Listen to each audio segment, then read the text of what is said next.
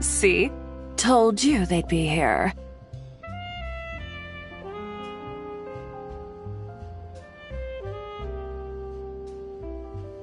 Xavier!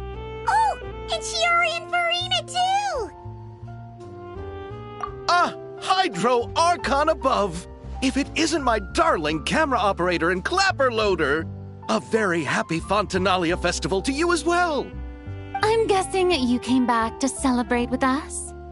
Yep, and help out too! Even though the last festival had some unexpected hiccups, making the film was still super fun. Since you're all here together like this, you must be planning on entering the competition, right? Of course! A celebration of the entertainment industry.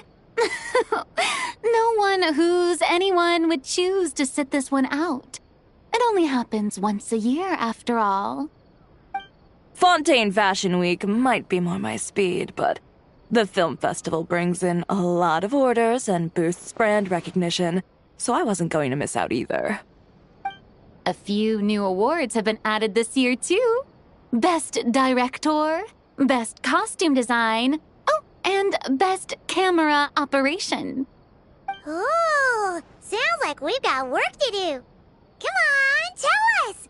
What's Musketeer Pictures film gonna be about? Oh, about that. What's wrong, Xavier? What's with that look? Oh, man, you weren't scammed by some shady investor again, were you? No, even I'm not naive enough to fall for something like that again. Besides, thanks to the fine people here, Musketeer Pictures has more than enough funds to shoot without investors. And yet problems persist. Huh? What do you mean? Well, we were planning to replicate our past success and shoot a film based on a popular novel. But as we were holding auditions for the female lead earlier today, a striking young mademoiselle wandered in by accident. Her disposition was simply ethereal, the look in her eyes somewhat melancholic. Oh, I wish you could have been there. The awe I felt can scarcely be put to words.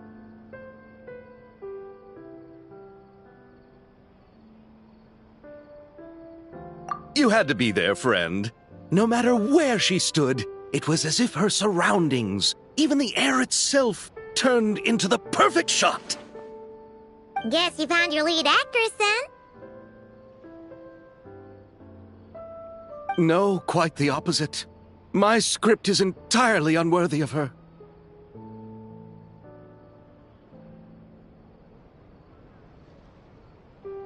I fear it is. Nevertheless, I couldn't help but approach the mademoiselle to ask about her background and what brought her to Fontaine. What did she say? Sadly, she said her best friend was gone. After returning to her own homeland not too long ago, she decided to visit where her friend was from to remember them better. Oh, no wonder she looked sad. Yes, but that's when it struck me. Why not cast her as the lead in a film centered around her search for this old friend? Huh? You're gonna rewrite the whole script? But is there even enough time? Isn't the prep work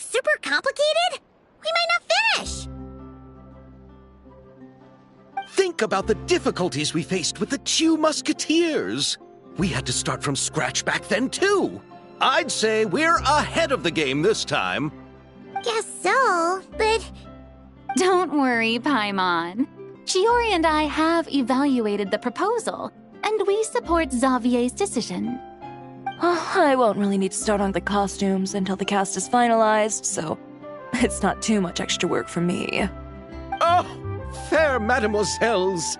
How can I ever thank you? Finishing the script would be a start.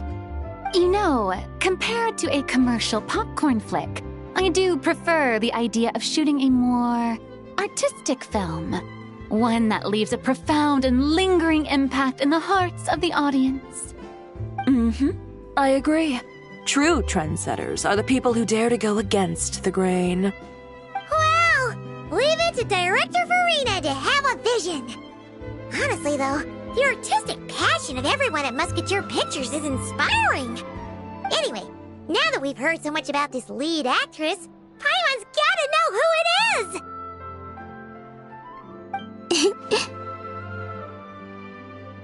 Ah! Columbina! What are you doing here? Hello.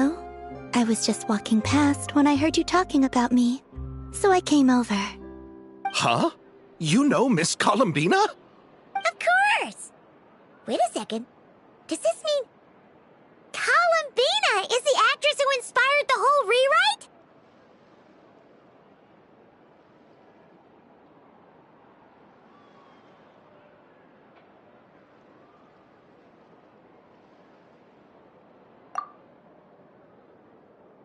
Yeah.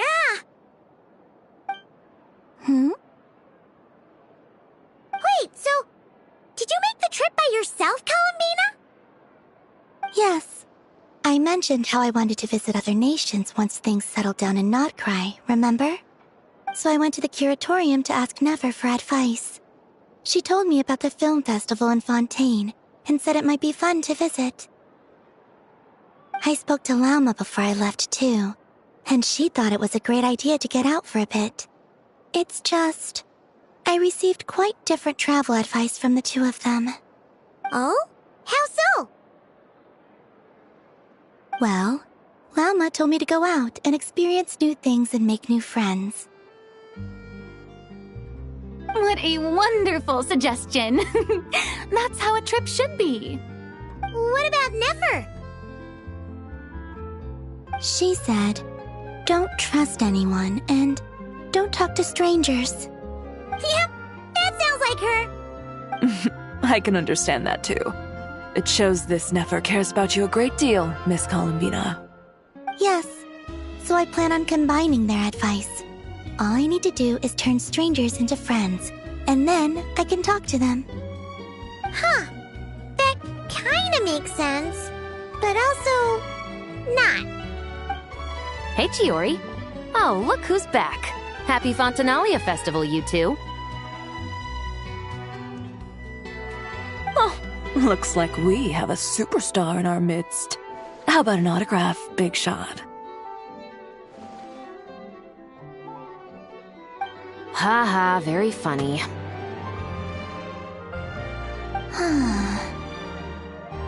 All settled then? Yep, the Duke gave his blessing, and I cleared it with the Udex. During the festival, inmates with good behavior will get a chance to spend some time on the outside. Under the stringent supervision of the Special Patrol, of course. Risley! It's been a while. Happy Fontanalia Festival! Does that mean Veronique and her brother will be at the festival? During a specific window of time, sure. Doesn't hurt to give the inmates something to look forward to. A little sun'll do them some good, I think. This is a friend from your travels, I'm guessing. Thought I heard something along those lines. Great! We should make some introductions, huh? Chevros, Risley, this is Columbina, a friend we met in Notcry. Welcome to Fontaine, Miss Columbina. I bet the weather's been quite an adjustment. Yeah.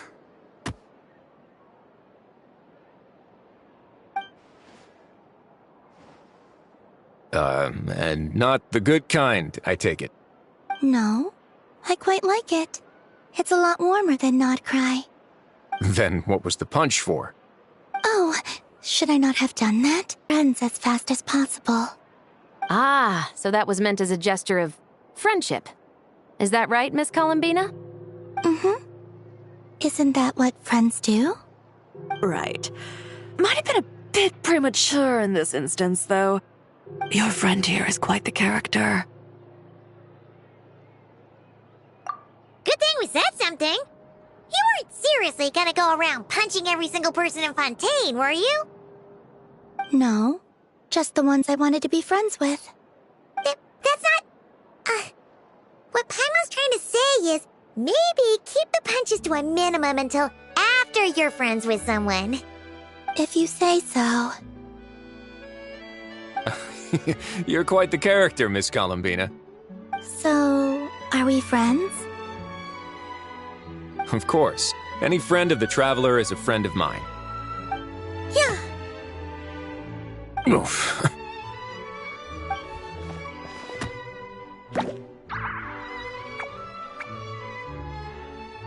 When it comes to friends, you sure know how to pick 'em. So Miss Columbina is the lead actress I've been hearing so much about. The whole thing about her aura is starting to make more sense. You gonna be part of the film this time too, Shivers? That was the plan. But now that Mr. Xavier has changed the direction, I don't think I'm in quite as many scenes. It's all for the best, though. A different crew asked me to help consult on some of their musket work. Oh, sounds like our trusty musketeer is as popular as ever. I'm just going where I'm needed. I'm more than willing to help with whatever this production needs as well. Ah, well, speaking of, would you happen to know if there are scenic locations around the court of Fontaine that other crews haven't booked? The festival's pretty popular this year, so there's not a lot left. You might just have to talk it over with the other productions and see if they'll let you squeeze in here and there. I see. Having trouble finding a filming location? Yes, we made a last-minute decision to go down a different route, so the indoor locations we reserved are no longer a good fit. And it... Perfect! Where is it?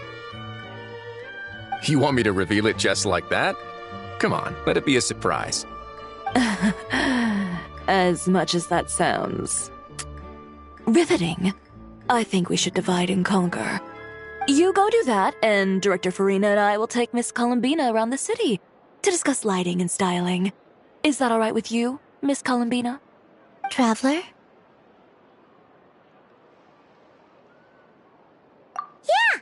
Everyone here is our friend! Okay then. Lead the way, Risley!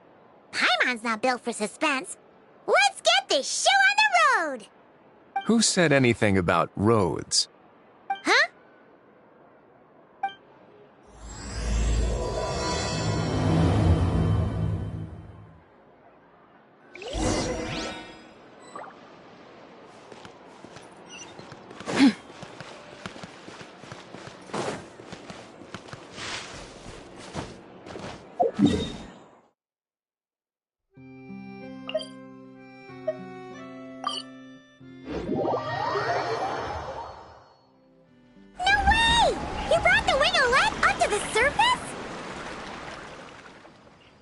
It'd make quite the grand backdrop for a film, don't you think?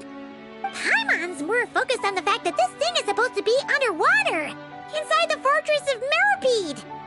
True. And keeping up with the maintenance on a vessel this big is a lot of work. It takes a crazy amount of manpower just to keep it up and running. Oh, Paimon kind of thought it just sat there until you needed it. I wish it were that simple. The truth is, the maintenance costs on this thing are substantial, so we decided to rent it out during the festival to earn some extra mora. Besides, the inmates are the ones who keep it in good shape. Seeing the fruits of their labor put to use is a good form of social rehabilitation for them. Huh, you've really thought this through. What you think, Xavier? Is this a good place to shoot? Ah, I've got it! Good messieurs and mesdemoiselles, I've got it! Gonna take that as a yes. The beginning is the hardest part, and the opening of this film has been eluding me, but now I know just how it should start. Glad to hear it. Thanks for bringing us here, Risley. Don't thank me just yet. This isn't quite a done deal. Huh? Not a done deal as in someone already rented it out? You said no other production teams had snatched it up! This person isn't affiliated with a production team. The rental fee was high enough to scare off plenty of other film crews, but she didn't blink. Made quite the generous offer, and didn't even attempt to haggle. Do you know what she plans to use it for? I'd like to at least have a rough idea before going in to negotiate. I didn't ask for the details, but I did see what looked like a fishing permit and a business license on her desk. My guess is she's planning on using it for some kind of restaurant or aquarium. A floating restaurant is sure to attract people, but an aquarium sounds cool too. The views from the ship make it a great spot for a date. The winglet might not be under my command right now, but it's always nice to see her admired. A film is sure to drum up some good publicity as well. I do hope we can work something out with the current captain. Well, guess we should head over and talk things out then. Best of luck.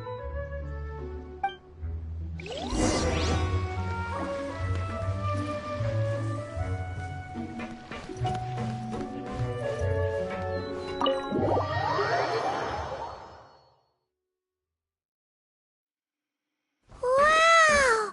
The winglet seems even bigger up close. The rooms are so spacious. Wonder who rented it out. Hello? Anyone there?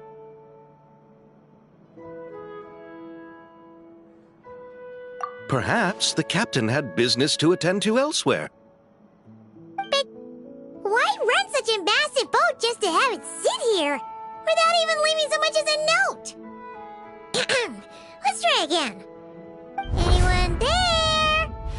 Hello? Seriously? Right now?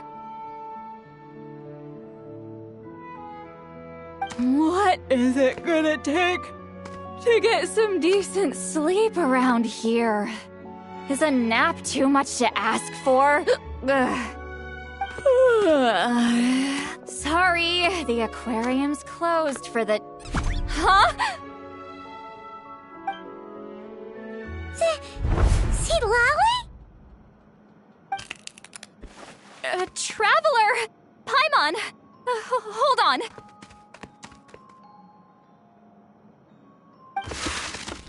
Oh, this is just great! How am I gonna go out dressed like this? Oh, what happened to my regular clothes?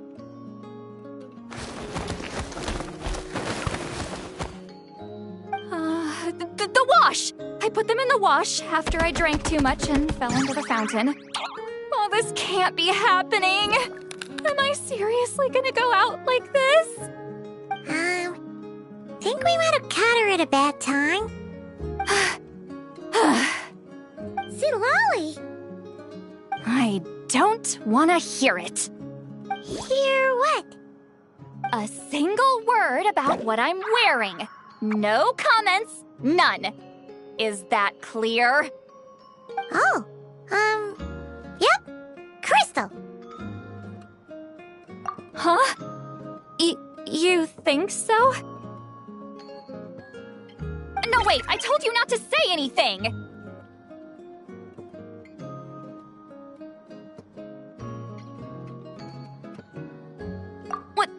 What was... Oh, his thoughts. I heard his thoughts. How could I forget about that? Oh, this is so embarrassing. I seemed a little too pleased to get that compliment, didn't I? Wait, the mind reading went both ways. Does that mean the traveler's hearing all this too?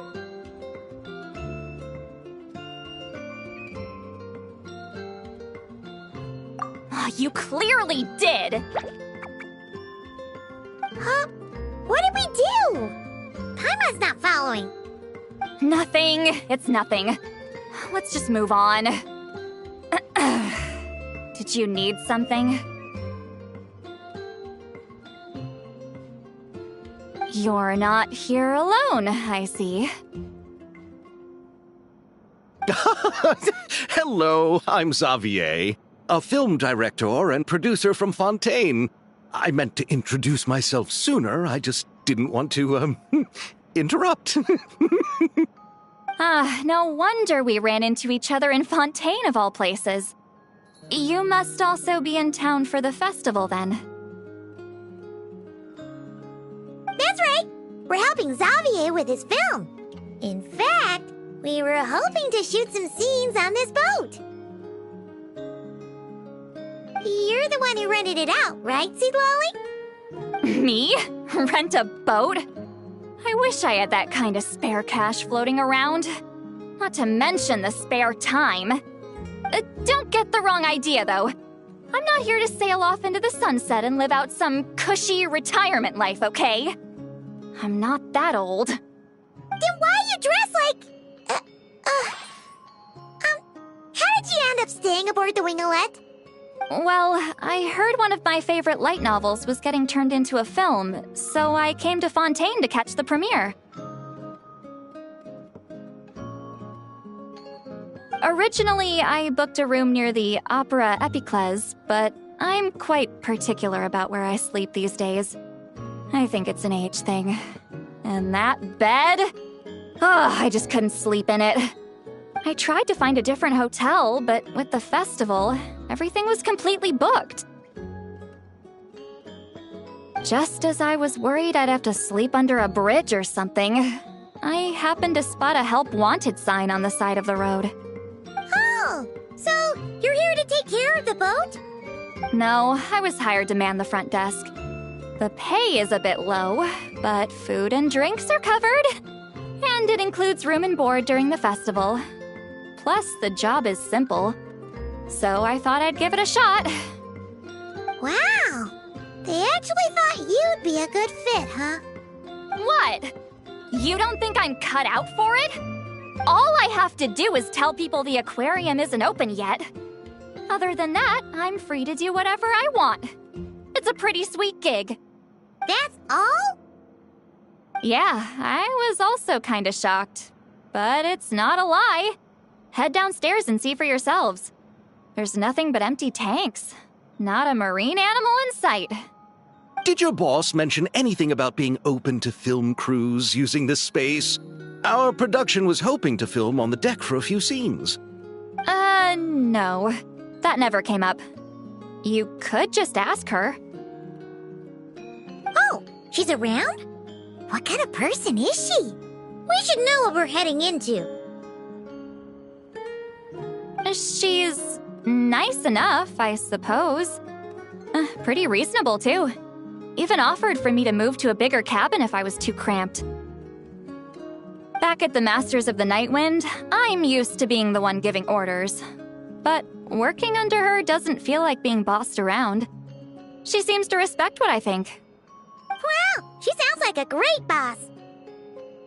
She did tell me she'd rather not be disturbed, though. She's been working on an important project, so I'd keep it brief. Got it. Thanks for the heads up. All right, the captain's quarters are this way. I can take... Wait. But I'm wearing... whatever. I doubt she'll care. Just follow me.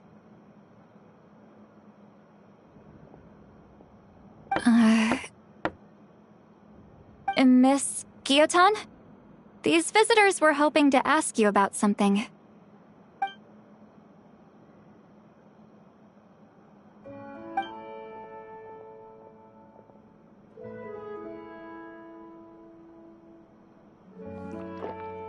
I thought I said to limit the interruptions.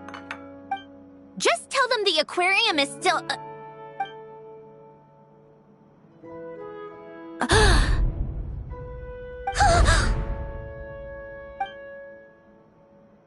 Sandrone? You're here! Huh? You know each other? Are you okay, Sandrone? Do you still remember us? Everyone was so upset after what happened. We all missed you so much!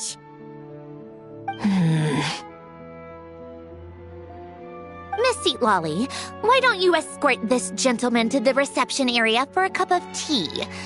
I have something to discuss with these two in private. Ah, I see. Right this way, Mr. Xavier.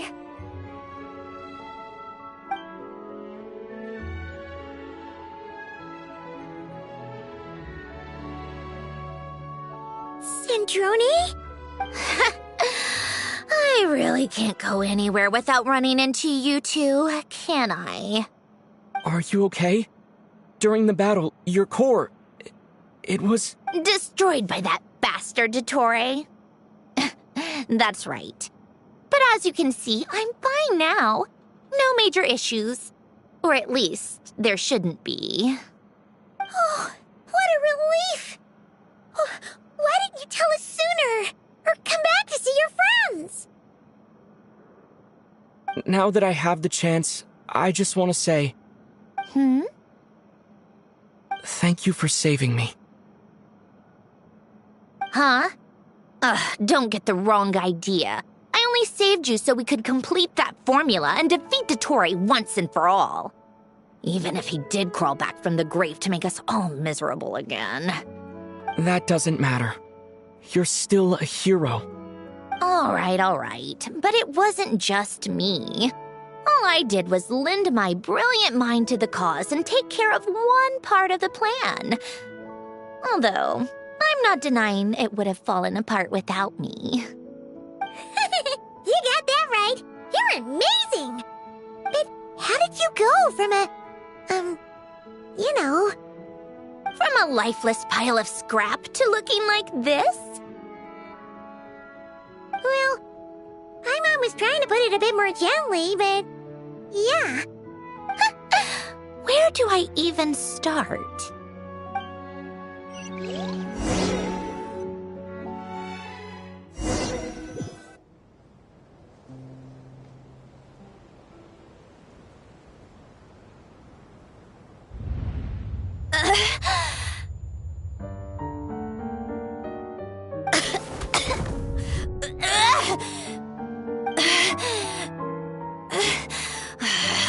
Curse it all! Where am I? Did we do it? How much time has passed? I'm not in one of that lunatic's experimental labs, am I? Wait, Fontanian Decor. Books from the Research Institute. Phew. One thing at a time. Initiate self-diagnostics. Assess the extent of the damage. Cut power to compromised, non-essential components. Then reconstruct available action modules. Severe damage to the core. Dottore, you bastard. Polonia?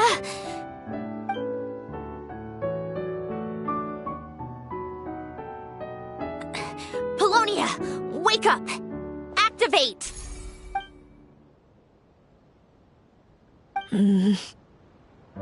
You're in even worse shape than me. Internal gears and energy circuits are barely intact. Extreme damage to the core, just like me. Rebooting is off the table. Even if I could repair the damage, I don't know if... You used up all your critical energy in those final moments, didn't you? To protect the core of that guy in the hat, and the numerological array. Wait, the array. Yes!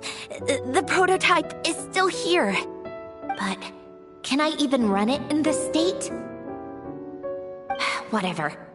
I have to try. I just need to confirm one thing. Activate the numerological array. Connect the computing core to my body. Just like I thought. It needs too much computing power.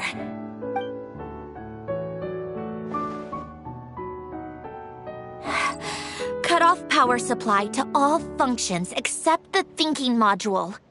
Please. I just need to ask one question. Initiate query regarding the 3 moon sisters. How many living moon goddesses are there in possession of the Trilunar Authority?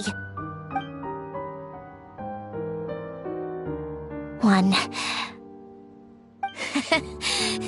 It worked. You did it, Columbina. You made it back. But how did I survive? The self-diagnostics showed damage severe enough to shut me down for good. What triggered the reboot? A built-in message? Only visible after a core reboot. The final gift. Alen! Were you the one who gave me the second chance? But why now? What activated it? What is that? A vision? Wait, no. It's a stellar linchpin?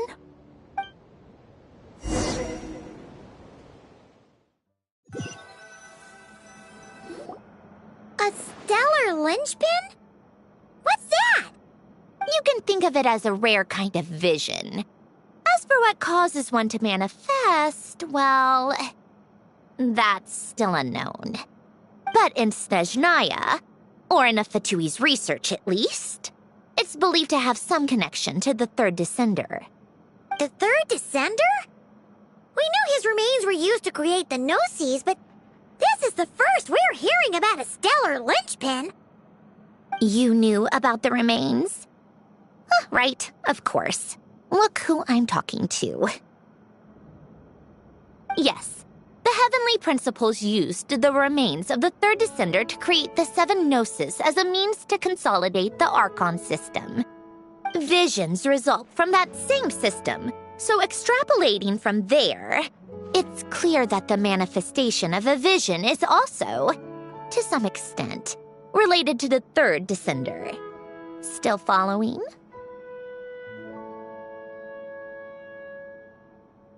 For those that wield them, visions serve as a means to channel elemental power. The same is true of stellar linchpins. The difference is that, when wielding elemental energy, stellar linchpin users often exhibit a unique kind of power that seems to come from beyond to that. It's believed that, when a stellar linchpin manifests, impurities from the remains of the third descender get fixed in place. Hence, the name. That's also believed to be the source of the strange power I just mentioned. We've heard that visions can appear when someone has a really strong wish or desire. Stellar linchpins sound kind of similar, so does that mean... Huh? Oh, don't look at me like that. I've never had any grand wishes or aspirations. Just a list of things that drive me up the wall. So if you're asking why this thing appeared, I have no clue. All I know is that without it, the gift Alen left me, this built-in second chance, never would have triggered. The damage to my core was too severe. But thanks to the stellar linchpin's manifestation, it did trigger. And after my core rebooted, I was able to repair the damage to my body. I also managed to import the numerological array, along with some of Polonia's surviving algorithms, into this form. Wait, does that mean Polonia is... Yes. Unfortunately, Polonia is... beyond repair. Oh, we're so sorry to hear that. But you also mentioned something about a final gift? Yes. Alen often spoke to me about wishes and desires when he was alive. I suppose he thought there might come a day when I wished for something, and was willing to sacrifice my own life to fulfill it. So no, never. Alen once said I was his proudest masterpiece. That might sound boastful coming from me, but it's also an undeniable fact. After Alen died, I started studying how Polonia and I worked. Polonia is essentially a computational machine, so it wasn't difficult to figure out the mechanical principles there. But when it came to my own structure, that's when Alen, the Lord Artificer's true greatness, struck me once again. I attempted to imitate it when I created Catherine, but in the end, she turned out to be nothing more than a superficial replica. What? But his creation skill, Catherine, is super impressive. We were shocked when we first found out she was a puppet. No, she's nothing compared to what Alen was able to create. Some of the mechanical principles of my own core are still a complete mystery to me. Keeping that gift hidden wasn't even a challenge for him. Just a shame I had to waste it on fighting Dottore. I just couldn't stand the thought of him coming out on top. If you put it that way, the world owes me a whole lot then, doesn't it? Wait, but all this still doesn't explain what you're doing here. Risley said you rented the ship and even had some kind of fishing permit? That's because I'm trying to go back to the place Alen and I lived when he was alive. My former home, I suppose you could say. The second chance wasn't the only part of the gift. According to the message, Alen left me a few other things that are stored in the house we shared together. I'm hoping that whatever he left me can help fix certain anomalies in my rebooted core. And help me understand why I received a stellar linchpin in the first place. Okay, so go back then. What does that have to do with fishing?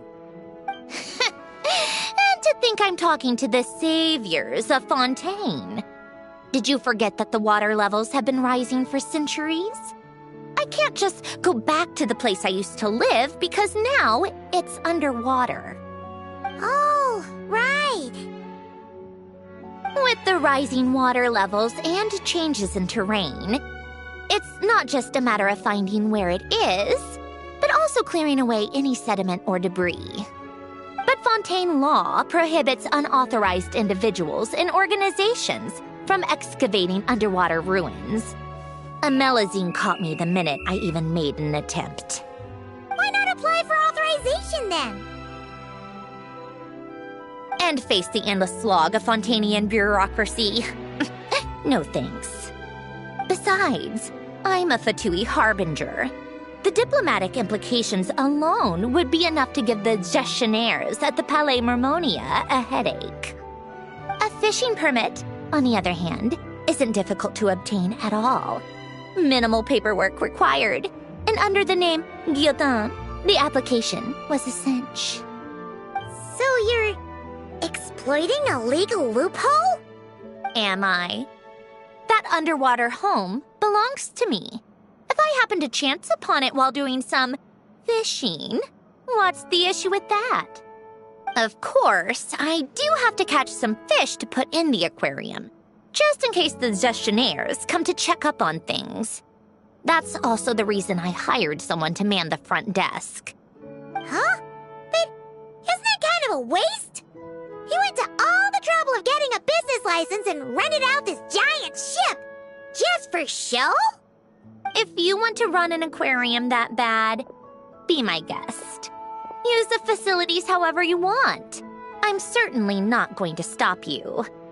All I want is to go back home and see what other gifts Alen wanted me to inherit. Hold on. Enough about me. What are you two even doing here?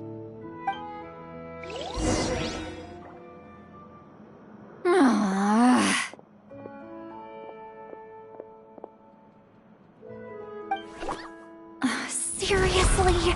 They've been in there forever. The reaction when they saw each other was strange, to say the least. They're lucky I was nice enough to leave the room and give them some space. Back in the Masters of the Nightwind, I'm the one who gets to kick people out. I just want to know what they're talking about. Should I cast a little eavesdropping spell? Oh, no, what am I thinking? I'm Granny Eastley, the great shaman of the Masters of the Nightwind. I can't do something like that. This is just ridiculous. Making me wait out here for so long? Where's their respect for their elders? Oh, here they are. Were you back there arguing or something? What took you so long? The two of you are already acquainted with Miss Guillotin, then? Oh, yep. But don't worry, we got everything sorted. Sandrone agreed to let us shoot on the ship, but it has to be when she's not here. When she's not here? That's right. You'll excuse me if I didn't exactly ask for this little reunion. I wasn't planning on seeing anyone. Like I said, my core is severely damaged. Even with the gift, there are anomalies that are making things unstable. I don't even know if I can continue to function without issues. So the priority is to fix these anomalies and get answers to my own questions. Then, I can see the people that need seeing. Anyway, just let Sandrone know when you plan to film Xavier, and she'll, steer clear. I do hope I'm not causing Miss Guillotin too much trouble. No! She just wants to keep a low profile for her own, complicated reasons. She doesn't want anyone else to know she's here. Understood. I'll be sure to keep that in mind. Oh, and St. Lolly? Huh?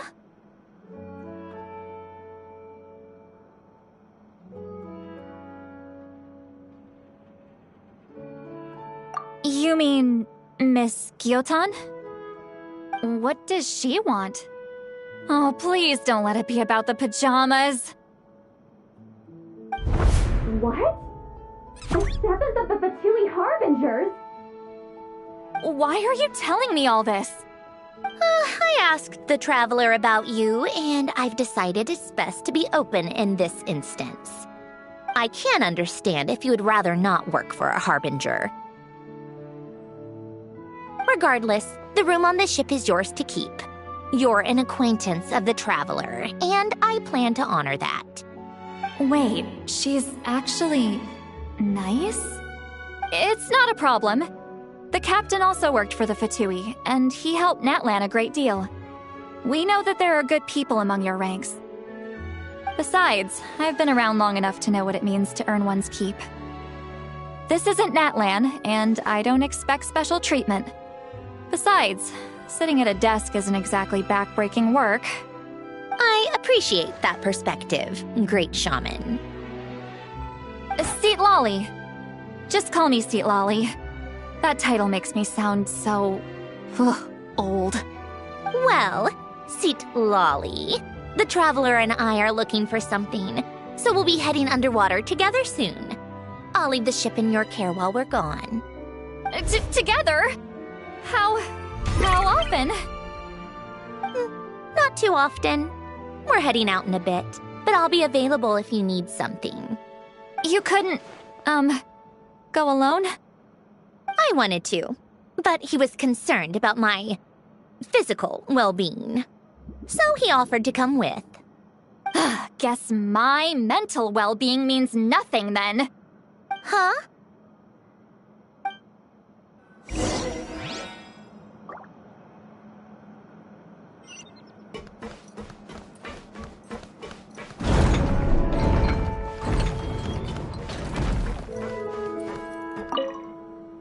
All right. Our first stop is the Beryl region. After Alain left the Fontaine Research Institute, he lived in...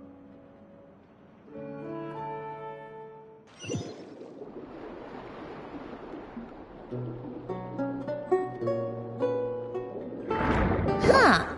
This place has changed a lot. Guess I really have been gone for a long time. Let's look around and see what we can learn. Oh, and don't forget to catch a few to take back. We need to keep up appearances, remember?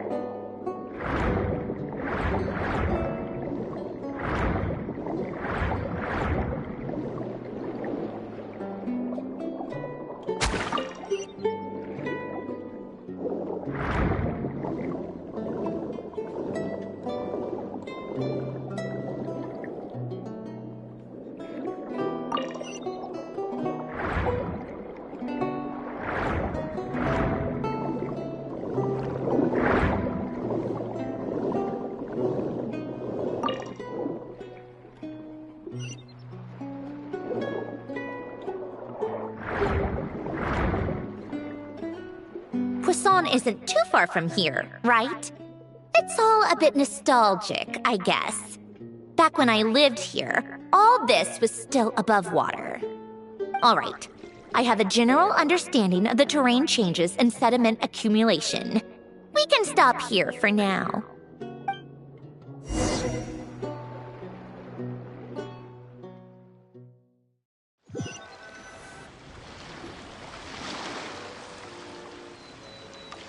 That went smoother than expected. I appreciate the help. No problem. You doing okay though, Syndrome? Seeing your home look nothing like you remember, that can't be easy. I'm fine. Times change. People change. That's the one thing you can actually count on. I made peace with that a long time ago. You should head back and put them in the aquarium tanks. We finished ahead of schedule, so your crew is probably still on the ship. I'll follow in a bit. Right. Xavier said he was gonna test out a couple of shots.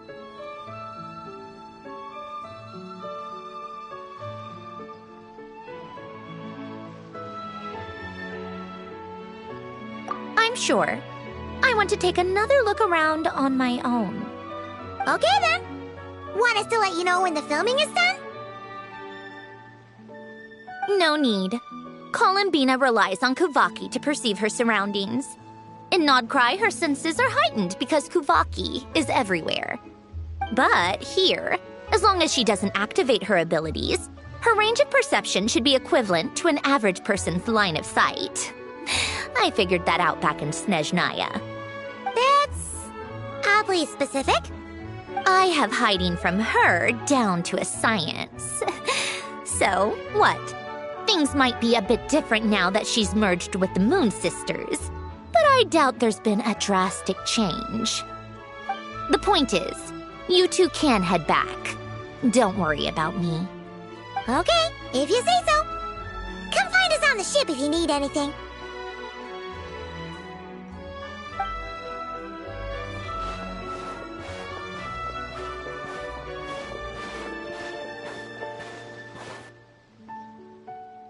What did you leave for me, Alen? Did you know I would come back? Or did you make it so I would have to?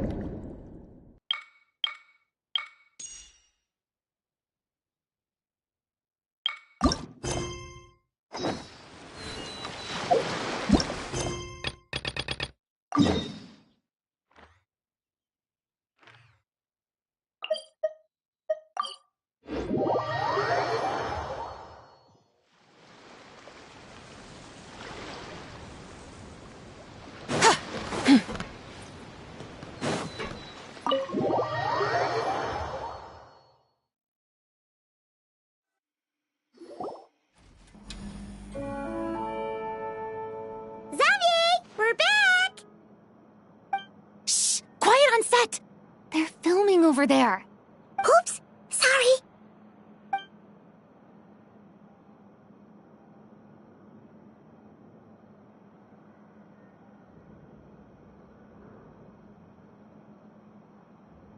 What's your take, Detective?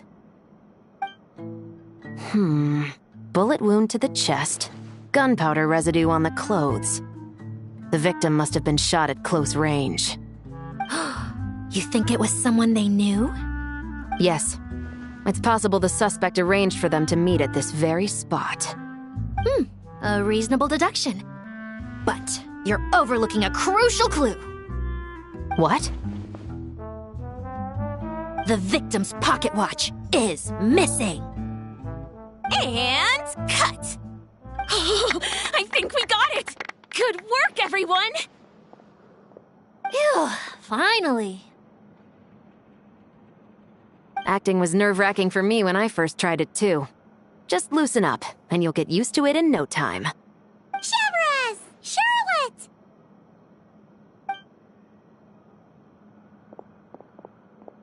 Oh, hello there, you two!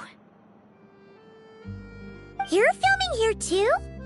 Oh, so Charlotte's crew must have been the one that asked you to help out, huh, Severus? Yep, they heard about a potential filming location and wanted to come check it out. But when we got here, your crew had already beaten us to it.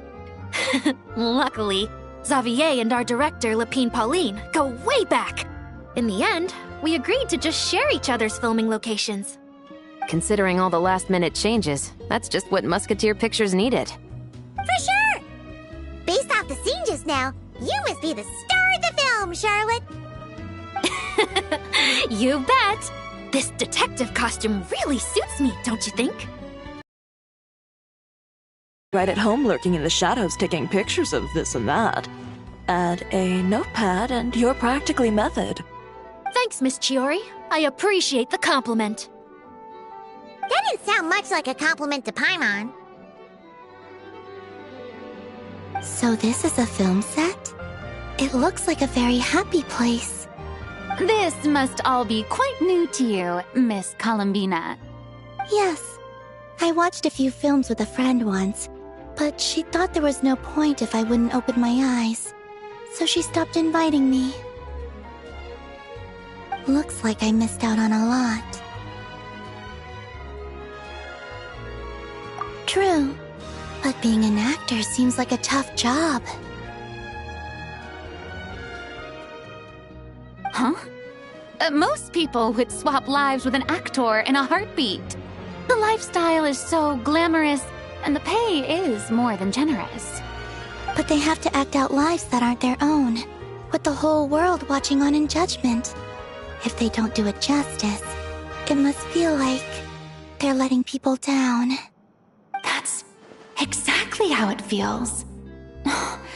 This young lady has quite the unique perspective. Well, that's true.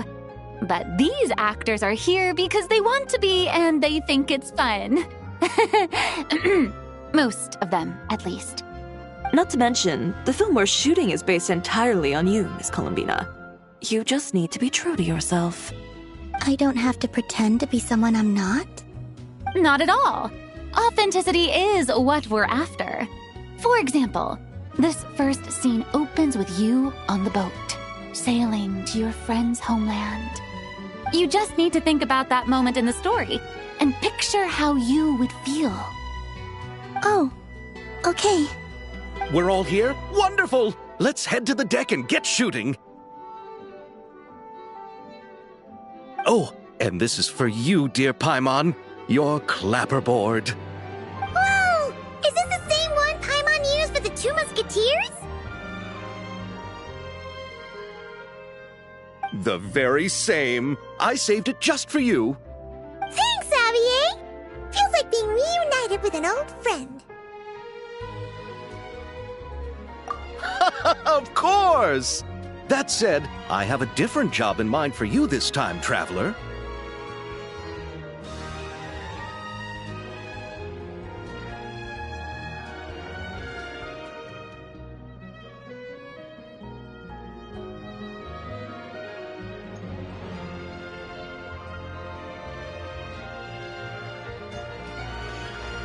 Our film is focusing on a single protagonist, so conveying the subtle changes in her state of mind is of the utmost importance.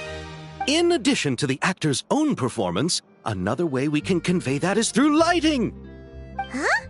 But there's already a lighting specialist, isn't there? Yes, but it's clear the Traveler and Miss Columbina share a deep bond. You might have a better chance of understanding her frame of mind in certain scenes.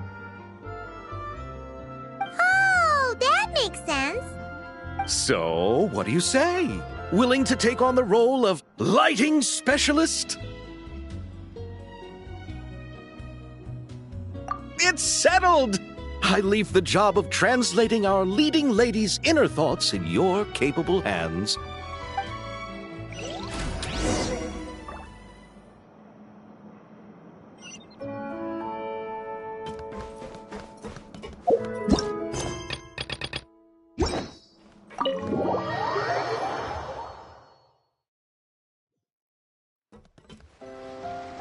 All right, without any further ado, it's time for production on our film, A Homecoming, to officially begin!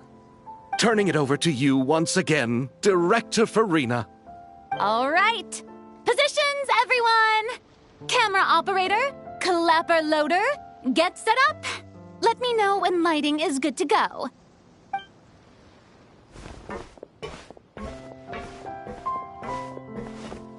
All you need to worry about, Miss Columbina, is hitting your mark.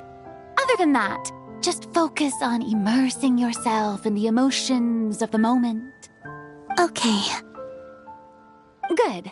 Lighting, are we ready?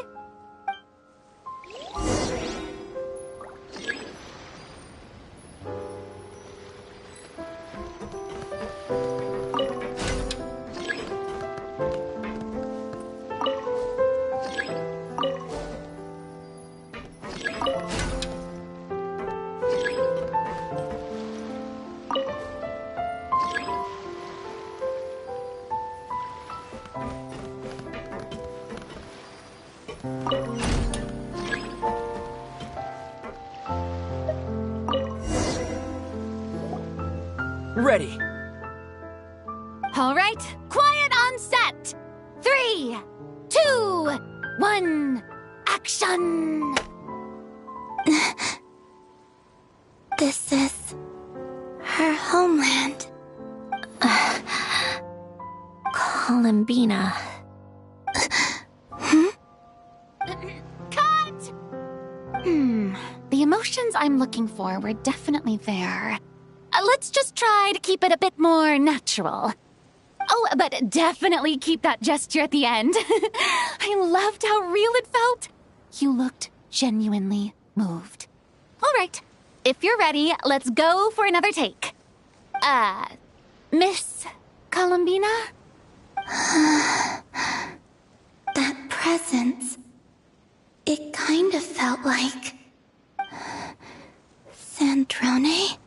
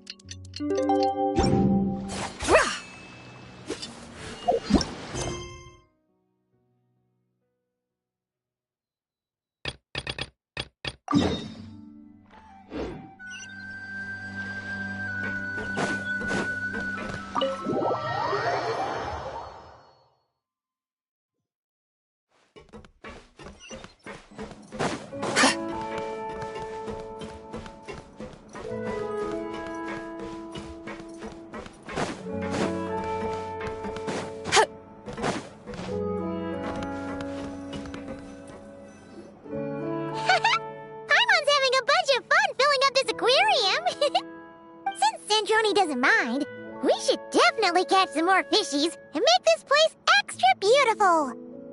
Hey, you two. Come over here. Huh? Is everything all right? Here. This is for you. What is it? It's an underwater mobility device I've been working on. Huh? Wow! That's so kind of you, Cendrone. It's just a simple mechanical device. I saw the way you were catching fish and... how should I put this? It seemed somewhat... unsophisticated. To be... Was it really that bad? It was inefficient, unskilled, and completely and utterly inelegant. No need to apologize. Everyone has their own ways of doing things.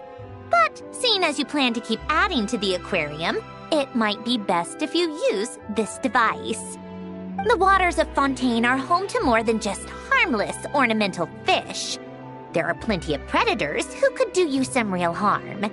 This device will not only help you fish, it'll also help you flee. All right. Oh, and if you're going for a swim, go now. And don't forget to tell me what you think of the device. I can always make more adjustments if you have any feedback.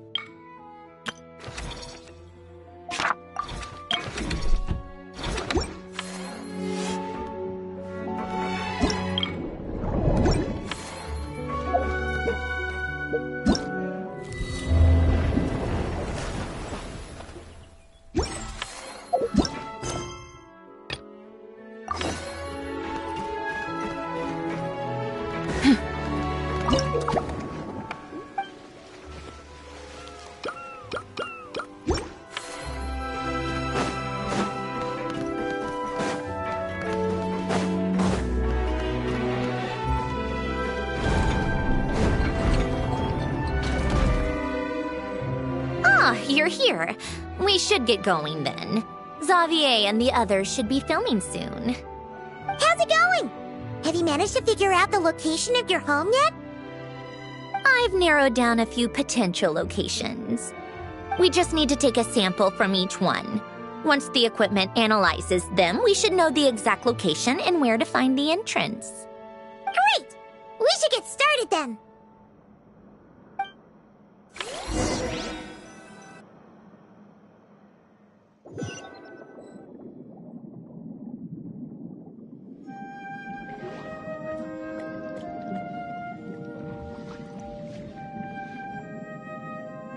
All right, let's get a move on.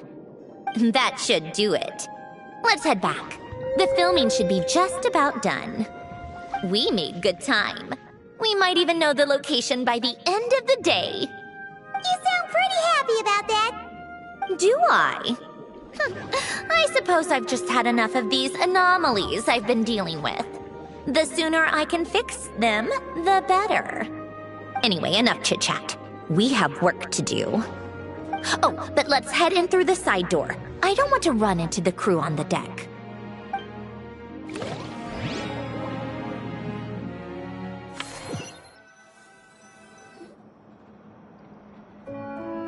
All right, now we just need to wait for the results. Since we have some time to kill, I suppose I might as well see how this aquarium of yours is coming along. You seemed quite enthusiastic about it, after all. It's really coming together!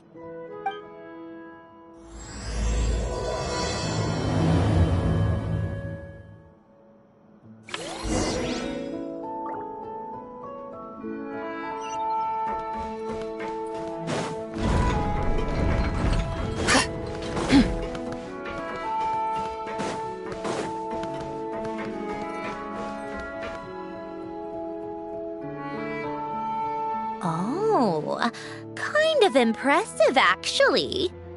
These must be the ones we caught the first time we went underwater. Like it? It's fine, I guess. Nothing special. Come on! It sounded like you really liked it just now! You're that proud of it? Is this a sense of accomplishment or something? Well, yeah. And it's pretty! You know it's gonna be gone soon, though, right? What do you mean? After the festival, this ship will be returned to the fortress of Meropide, and this aquarium will be no more. So? So, no matter how much work you put into this place, once the festival is over, it's all just going to disappear. But not making the most of it when we have the chance is an even bigger waste!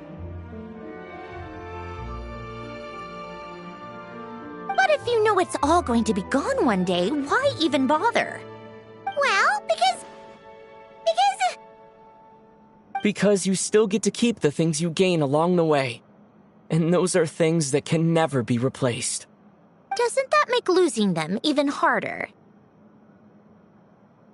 Well, if you put it like that... But the happy memories we make along the way last forever! You just have to take a more... glass-half-full perspective. Not to mention, everything we do here is gonna be on film, so it'll still live on in some shape or form. And when you look back on it, only happy memories will come to mind? Exactly! So it's about finding joy in the process itself. Traveler! You're back already? What's wrong with that? You say that like it's terrible news or something. How did you get here? I didn't see you on the deck. Oh, never mind. We need to help Miss Guillotin hide ASAP. The crew is heading over here to shoot any second. What? They should be done by now. There was a mishap earlier that cost them some time. I was waiting on deck so I could warn you the minute you showed up. Anyway, you should head back to the captain's cabin right away. They're gonna be here any minute now. Finally! That's a wrap for the scenes on the deck. Wouldn't have taken half as long if the wind hadn't snapped our equipment in two. Uh-oh! Too late! Change of plans then. You'll just have to hide. Hide! And where exactly am I supposed to do that? Oh, there's a box over there! You can get in that! Huh? You expect me to... Do I need my makeup done for the next scene too? For the love of... Let me see. Maybe just a quick touch-up. Huh? Traveler and Paimon? What are you doing here? I thought you took the day off to take care of something. Huh? Oh, well, it didn't take as long as we were expecting, so we came back early. What about you guys? You're still not done shooting for the day? No, we ran. All right. Thanks, you two. Miss Charlotte's crew can go first then. If I'm not mistaken, you still have a night shoot later. Thanks, Director Farina! Of course. Fellow artists should help each other out where we can. Agreed. Well then, camera, lights, get set up. Actors, give your lines a quick once-over. Let's try to get this in one take.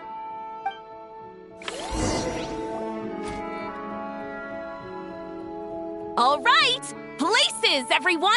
And 3, 2, 1, action! So, the story ends like this. But when Duke Saint Germanus departed, he clearly said that everything was beyond redemption. Huh? That sounds familiar. Wait, it's from that novel I came across while researching the numerological array. He's only a genius when it comes to mechanics, and everything else, he's just an ordinary person. Huh? What was that noise? Whatever, I'll just fix it in post. Mr. Koba, please don't speak as if I were the accomplice. Not so hard. This box isn't sturdy enough for that. This is why I keep saying, don't put too much trust in Clockwork Mecha. Unlike humans, machines don't have a heart. A heart? That's right. It's what's on the inside. It's also referred to as someone's soul, or likened to free will. You can think of it as a person's core, what makes them unique. In general, though, people don't believe machines are capable of having a soul. You said my emotion module was faultless. It is, but that's not quite the same thing. Do you think I have one then? A heart?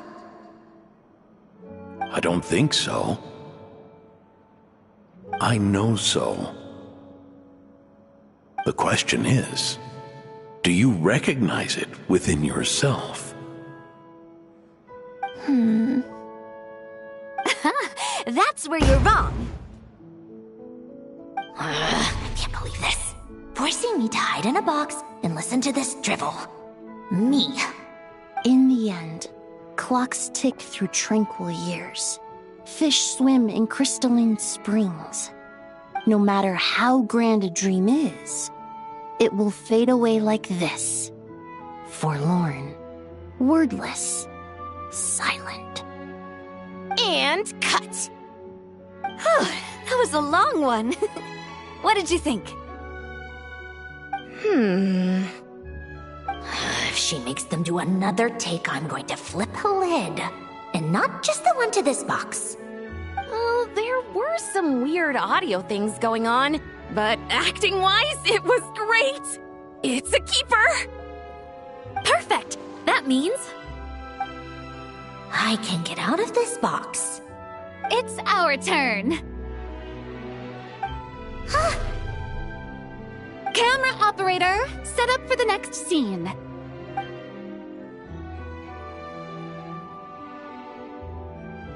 In this one, our protagonist peruses an aquarium in a foreign land and gets swept up in memories of her friend.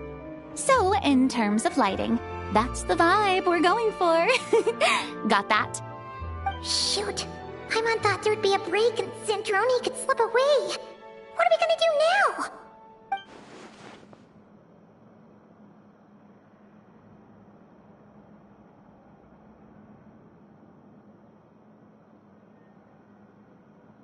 Break a leg!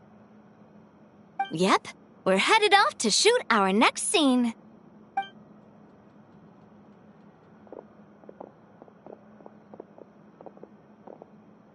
All right, quiet on set! We're about to start rolling. Ready, Miss Columbina? Miss Columbina? I think she would like this. Quick, we should roll on this. It doesn't forage with the others, or prey upon its smaller kin. Instead, it remains where it is, cradled in the coral's quiet beauty, as though the raging cyclones above are of no consequence. And yet, she still stood before the cyclone in the end. So I think that story has it wrong. She is no different than us. She has a heart. Columbina. Hmm?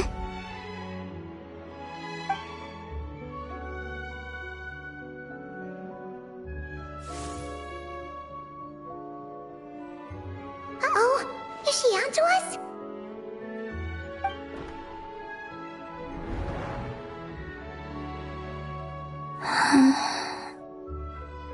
What is she doing? Cut! You okay, Columbina?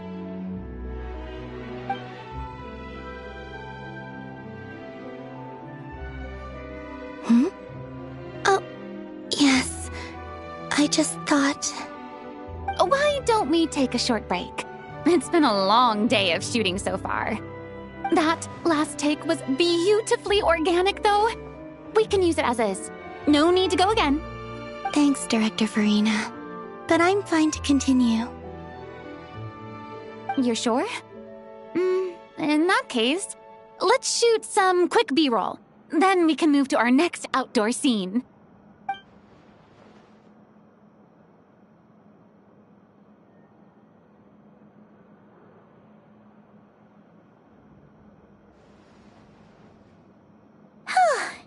We're in the clear this time.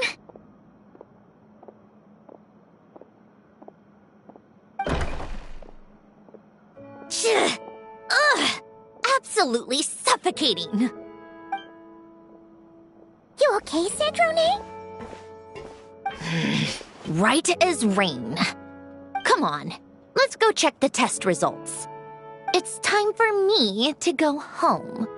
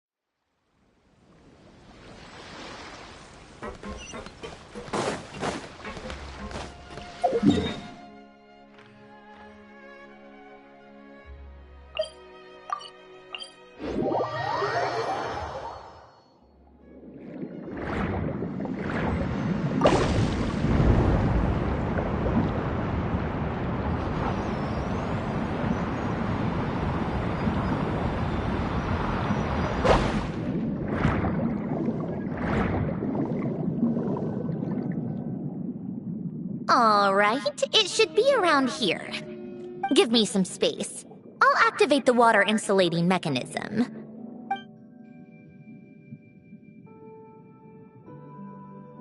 The what? Alain, much like Renee, had long predicted that the water levels in Fontaine would rise. Thanks to his expertise in mechanics, he was able to implement a few simple measures to protect our home from flooding. I told him there was no need, that I would just move when the water rose too high. But it would seem he knew a day like this would come.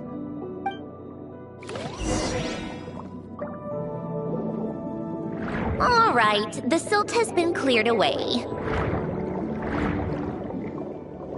Go activate the mechanism for the first sluice gate. That will fill the empty middle chamber with water.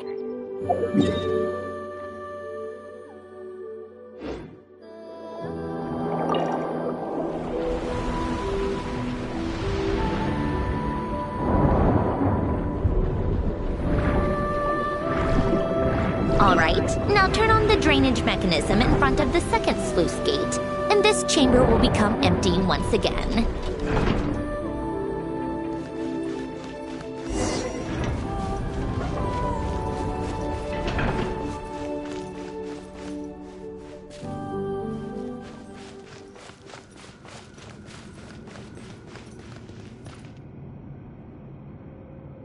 So, this is where you used to live?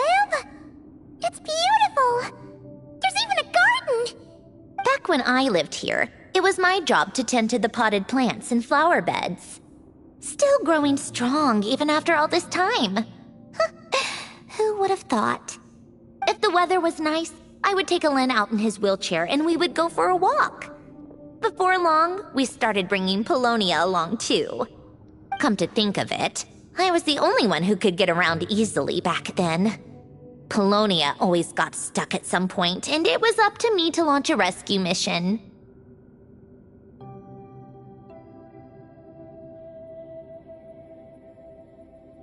Happy? I suppose they were. Uneventful, but pleasant. Repetitive, but peaceful. It was like living in a world where time didn't exist. Of course, that was all just an illusion. Death still awaits all of us at the end. Oh. All right, enough standing around. Let's head inside.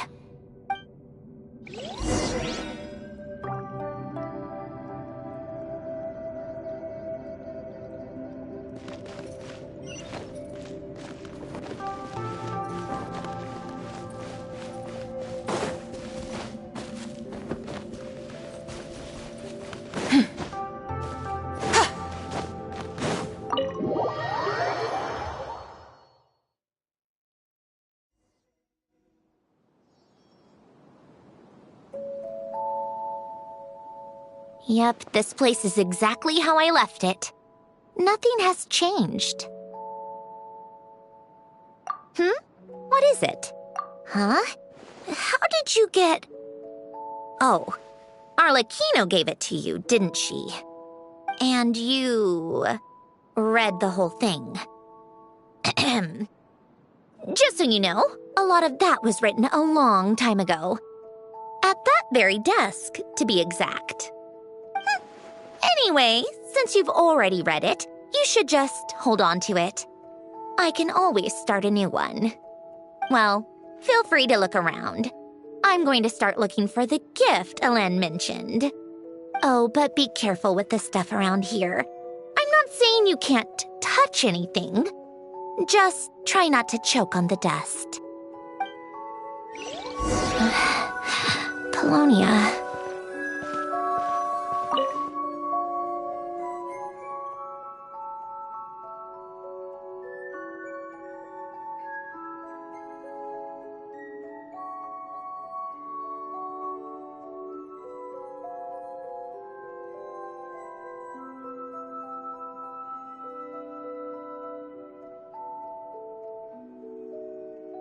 Oh, I played with these when I was little. During the first few months after I was created, I mean. At first, Alen and I would play together, but it didn't take long for me to become unbeatable. So, Polonia and I played together instead. Yeah, these don't look like Paimon's kind of games.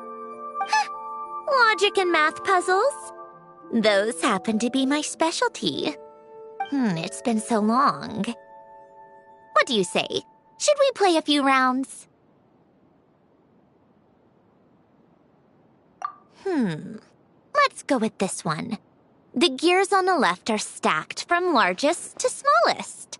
The goal is to move them to the other side in the fewest number of moves. Just remember, you can't stack a bigger gear on top of a smaller one.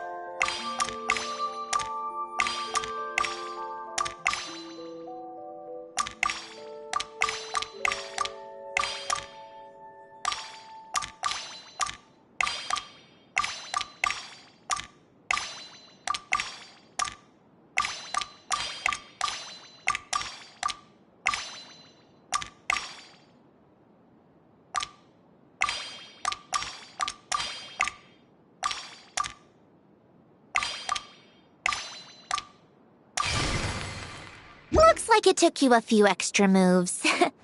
My first attempt was the same. You'll get better with practice. Well, what did you think of the game?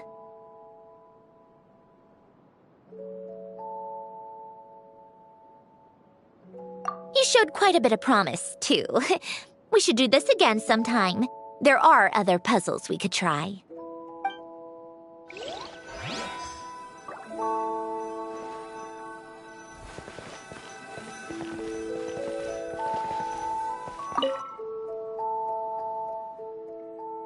Oh, these are some of Alen's drafts from his later years. Just casual doodles, really. And these are just some unimportant letters. I couldn't be bothered to sort through them before I left.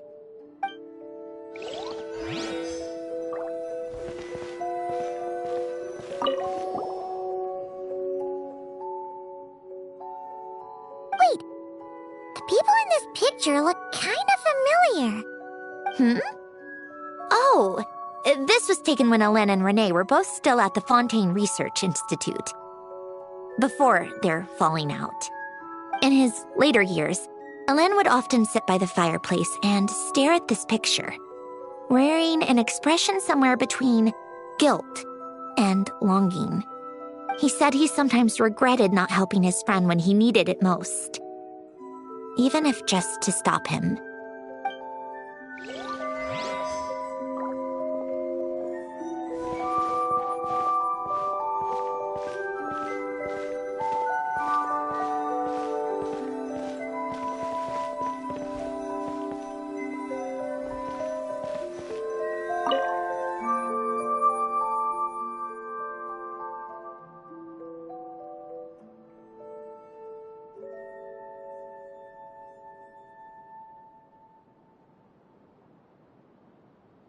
This was Alen's workbench.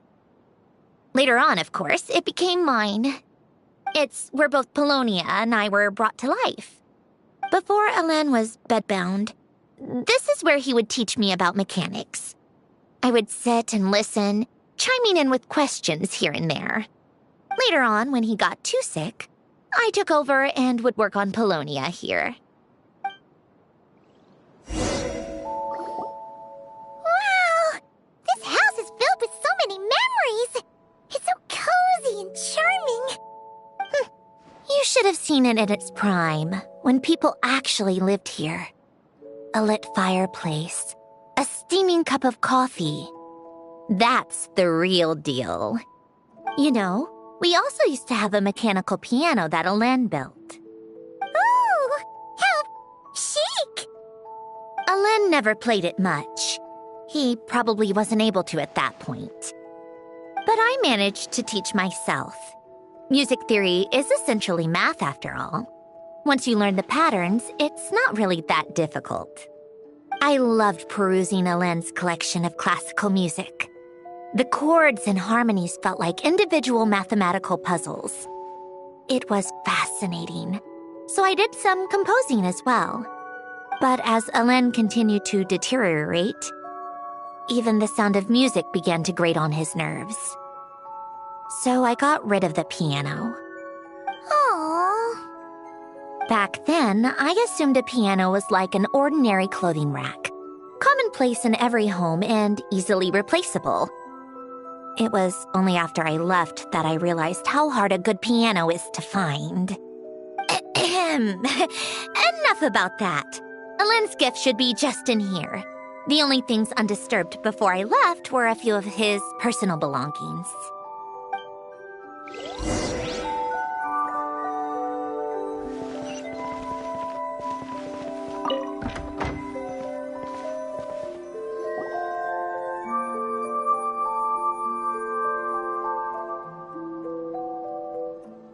Wait, there's a hidden compartment at the back of this box.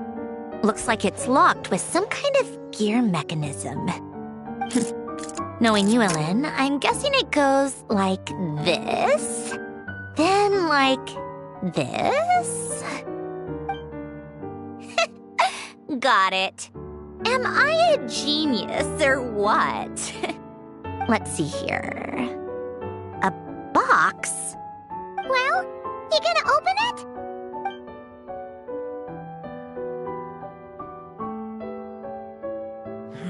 It's heavier than I was expecting. Just how much stuff is in here?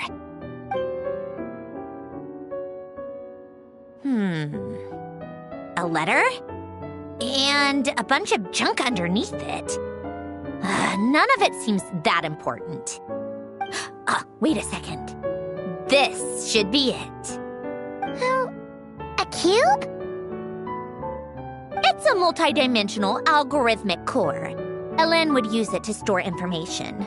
Only Polonia and I have access. All right, I'll start looking into the core and the letter. Feel free to go through the rest of the stuff and see if there's anything useful.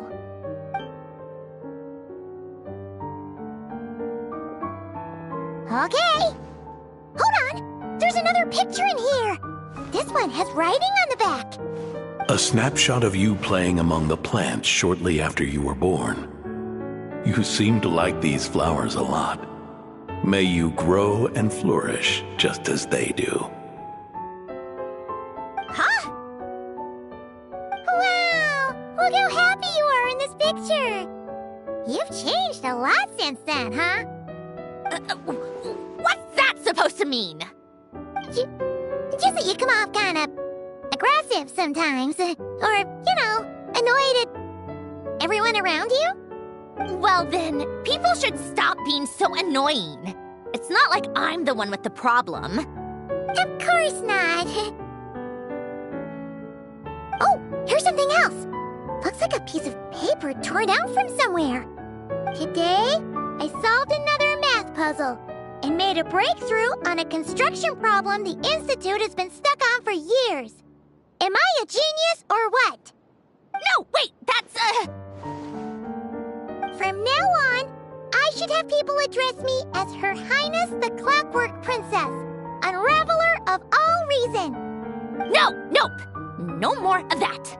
I thought I tore this page out. You wrote this? Then how did it get... Wait, there's more writing at the bottom. You seem to have developed a distaste for this particular entry, considering I found it in the trash. I'm sorry, but I could not help but hold on to it. Forgive me. Helen! Don't be embarrassed. Everyone goes through a phase like that. Nonsense! I wasn't even the one who wrote that! It must have been Polonia.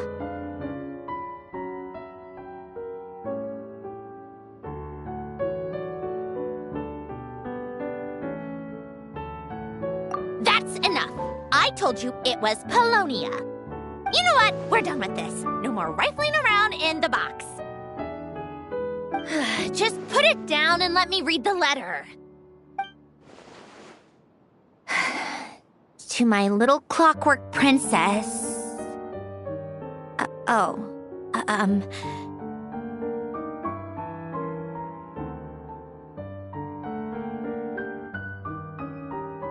Not another word.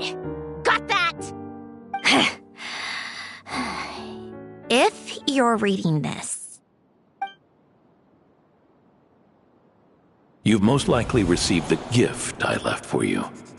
I just hope you didn't stumble across all this while cleaning out my effects or something trivial like that.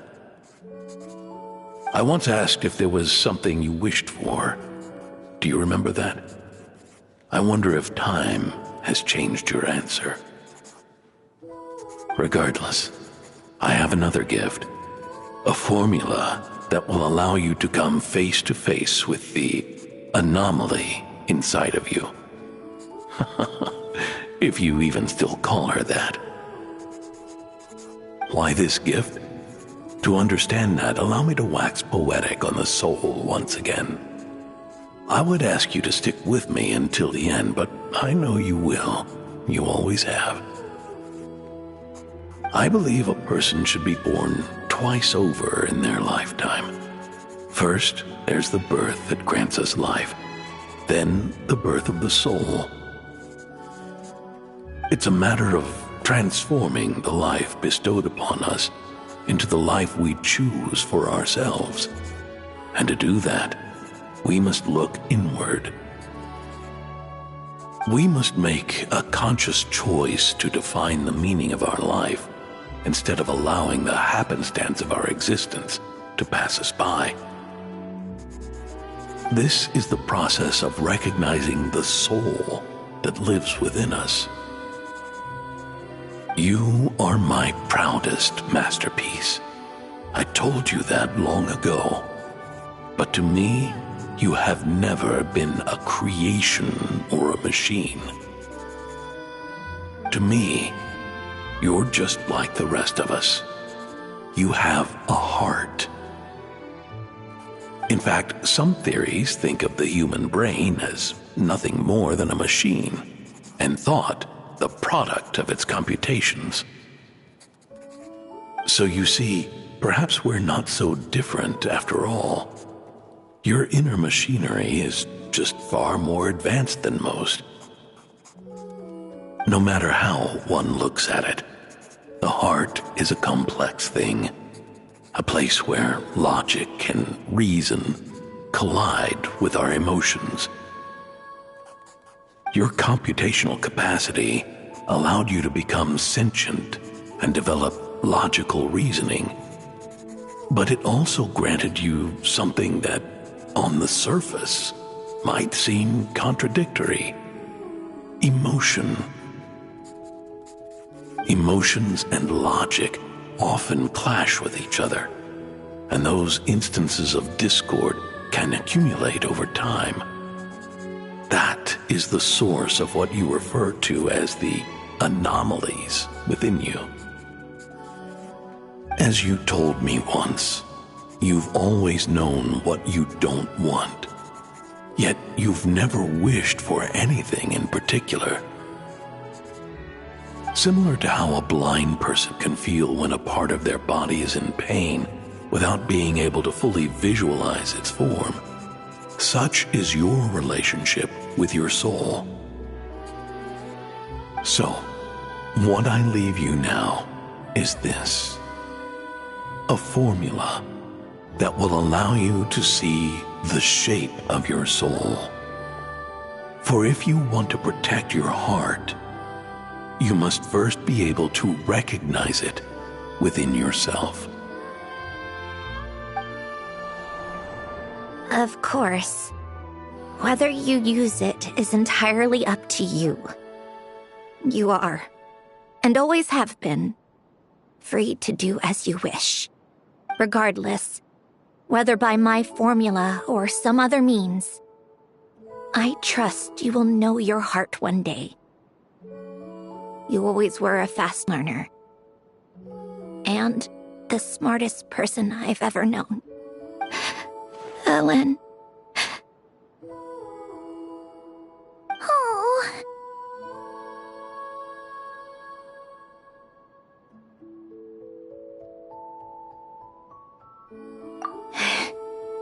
I'm fine.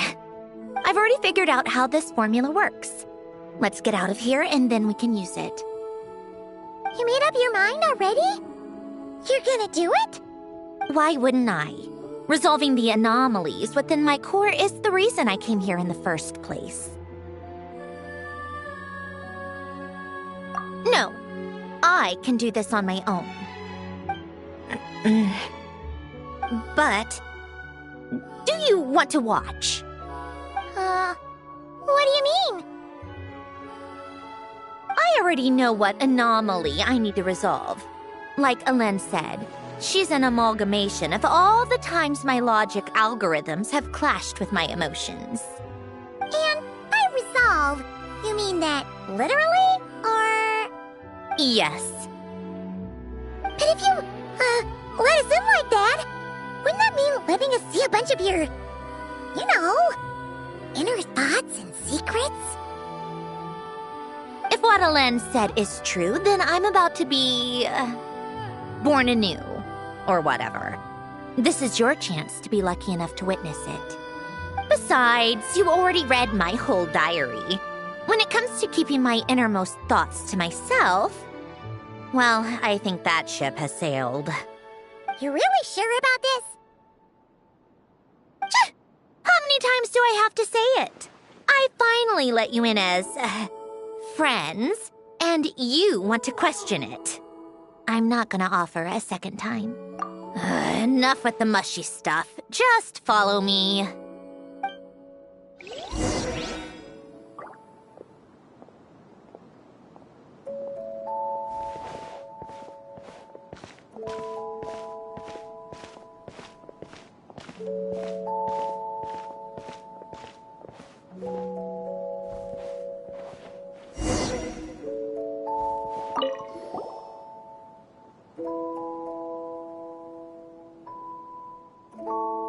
Right. With the numerological array, I can construct a simple formula that will allow you to experience what I see and hear in real time. Oh, just like St. Lolly's sense-sharing technique. Been there, done that. Huh. Sounds like that shaman has some tricks up her sleeve. The arcane and the mathematical are both fundamental laws of this world. Being able to achieve a similar result through both isn't surprising. Anyway, let's get this show on the road. But no comments from the peanut gallery, okay? I know I offered, but I still don't want any interruptions.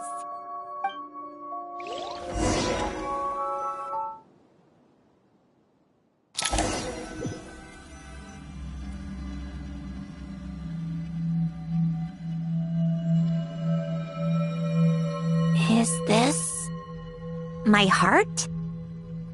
No, it's probably just the result of Alen's formula. A space dedicated to resolving anomalies. Huh. But it looks like the walls are all... mirrors? You made it. About time. Is that me? From the past? You just spoke of anomalies. Well, here I am. What happens when emotion contradicts reason? Shall we sit down and talk?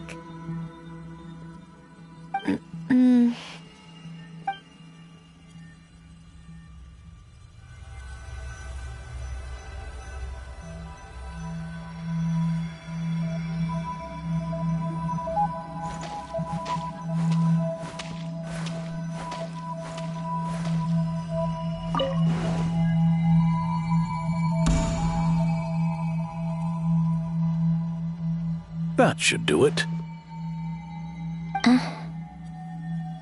Hello? My name is Alain Guillotin. Can you hear me? Brings back memories, doesn't it? The time we spent here. Here. I want you to have this. A notebook? You can use it to write things down. I don't need to write things down. I have unlimited memory. Even so, some things are more important than others, right? You can use it to write about the things that matter. So you wish me to carry out a basic priority sorting operation? I suppose you can think of it like that for now. But journaling is also an act of finding oneself. Much like we use wooden stakes to guide a plant to grow in a certain manner, what we choose to write down gives the soul much-needed direction. In the act of choosing what to forget and what to hold on to, we decide what kind of person we want to become. I don't understand. Like I said earlier, I don't need something like this. This is where we were born. Where our life began. Mornings of tending to the garden. Afternoons spent cleaning, reading, or studying. Evenings of cozying up by the fire, listening to Alain share stories about his past. Alain. What is it?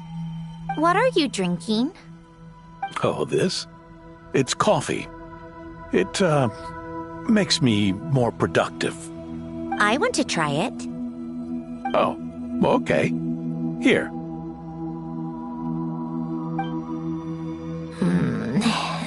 Bitter. Speaking of, why did you design me with senses? Taste, smell, touch. Well, I'm not quite sure. It just felt like the right thing to do. I suppose I hoped you might have a life of your own one day, and that you deserve to experience all life has to offer. Oh. Still bitter. But the smell is nice. I thought those peaceful days would go on forever. You know that's not possible. Maybe. But how was I supposed to know the end was just around the corner? That was just bad luck. Was it? Well, it certainly became a pattern, now didn't it?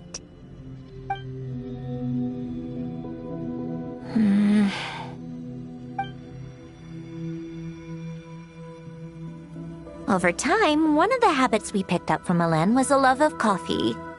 We even took to hosting tea parties. A machine acting like a human. Kind of laughable, right? I suppose that's just what I'm used to. Yeah, that's just what we're used to. Hey, this place isn't half bad. Great spot for a party. More and more people seem to be showing up to my tea parties uninvited. Anyone care to explain? Can you blame me? I saw Columbina leading Capitano somewhere, and I had to see what that was about. I had simply asked Columbina where I might find Arlecchino. I have business to discuss with her, and Columbina suggested looking here. Tartaglia and I were unaware that this was a private gathering. Apologies for the intrusion. It won't be for long. Whatever. Just add it to the list of annoying things that have happened today. What's one more? Since you're here, you might as well stay for a cup of tea. See? Told you she wouldn't mind. Much obliged, Sandrone. Well, look who we have here. Good thing I brought extra desserts. This has turned into quite the occasion. Capitano, I was just about to go find you. Pardon the intrusion. Rest assured, I won't sully your gathering with talk of work. We can have our discussion later. Spoken like a true gentleman. A certain unmannered 11th seat could learn a thing or two. You know, you really should start being nicer to me, Rosaline. Or I might just snatch that 8th seat right out from under you. I'd like to see you try. If you're gonna fight, take it outside. The only mess I plan on cleaning up is tea-related. I still don't understand how our quiet afternoon turned into such a crowded gathering. One by one, people just kept barging in. And then, one by one, they left without a word. Yeah, pretty annoying, huh?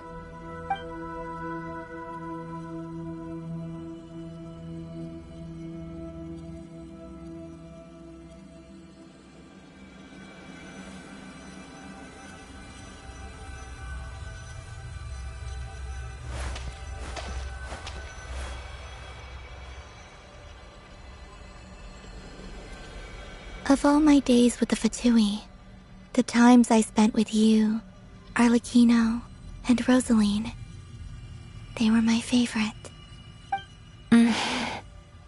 Goodbye, Sandrone.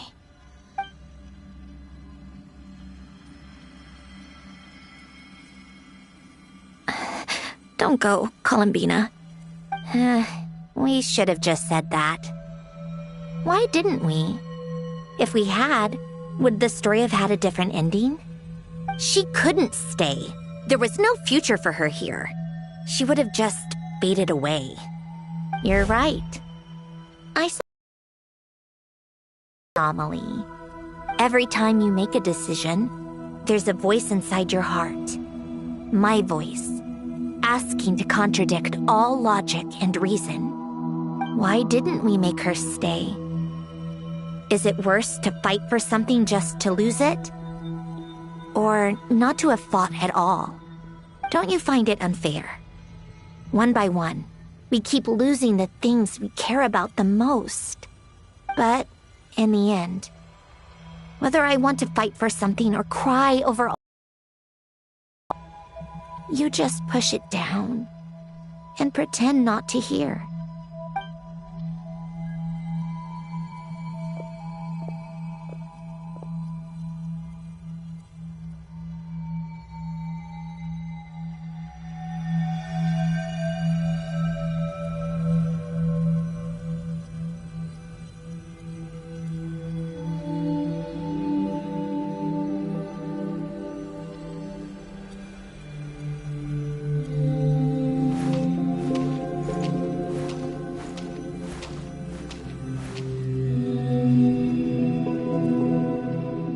Now, even Polonia, the other half of Elend's legacy, the last remaining member of our family, even Polonia is no longer with us.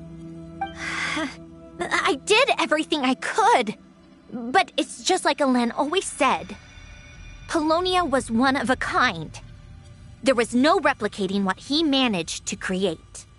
Don't you feel like our connection to the past is fading bit by bit? Like, even the things we have left are slowly slipping away. I suppose. But you can't move through life without having to say goodbye. And even as we experience loss, there are always new things to be gained. Ever so logical. What's your take, then? It feels like the more I care about something, the faster the world takes it away. It sounds so stupid, but I can't help it. That's the hand life has dealt me time and time again. Why even fight for something that's just going to be lost in the end? Better to never have had it at all. better if it would all just disappear. Dark, I know. But the heart wants what it wants. Maybe the stellar linchpin appeared because of me. Because of what I wish for. I don't think so. Yeah, probably not. What an anomaly wants goes against all... Yes. What's it gonna be? Keeping me imprisoned here like before? Or eliminating me entirely, like debugging a code? That might actually be a mercy. I don't care. I just don't want to experience the pain of loss ever again. Go ahead. I'm ready.